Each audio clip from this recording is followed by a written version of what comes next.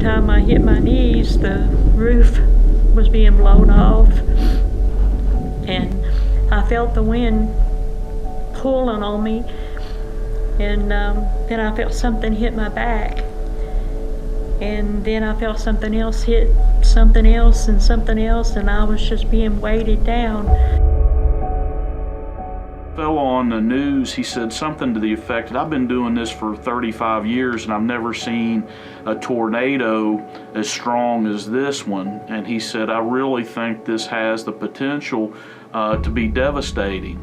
Woke him up, I was holding the dogs and he was holding me. When you see a little dead-end road on the TV that it's coming to you in about 20 minutes, then you start to get a little more panicked. It got real for us whenever we saw it hit Mayfield, and it was like, Dawson Springs, it's coming, take cover now. My husband got us all in the basement. He was holding the door, and you could just feel the pressure coming in and releasing. You could hear everything breaking and shattering around. You could smell the wood, the smell of new wood, like it's being broken up. I was covered up by a dresser on my back, and then parts of the wall and parts of the rafter and part of a tree beat on the whatever was laying on my back, which I didn't know what it was at the time.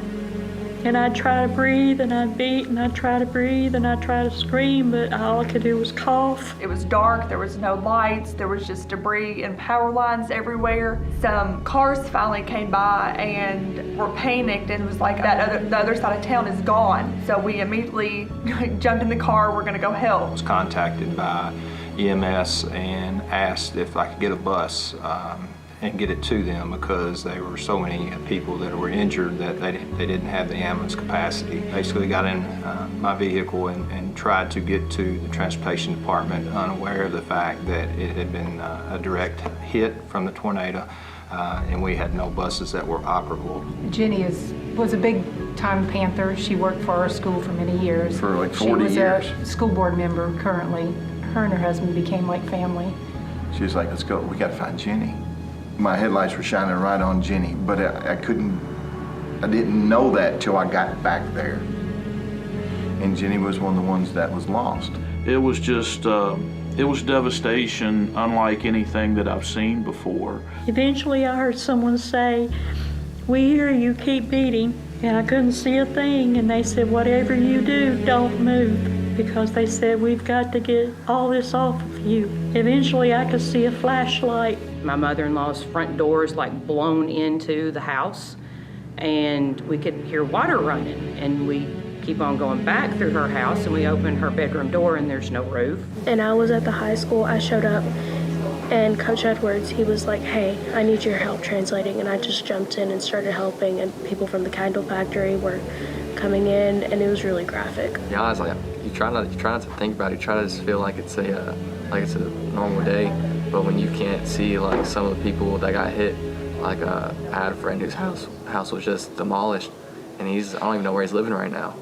So it's just people like you can't see every day, but you want to try to forget it never happened.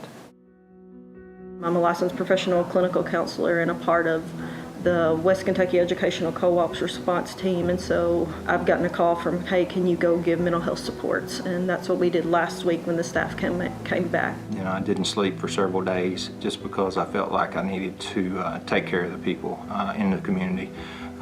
We had an outpouring of support from our staff and those type things that were at the schools and doing whatever they could on a daily basis. So it was very tough mentally and emotionally.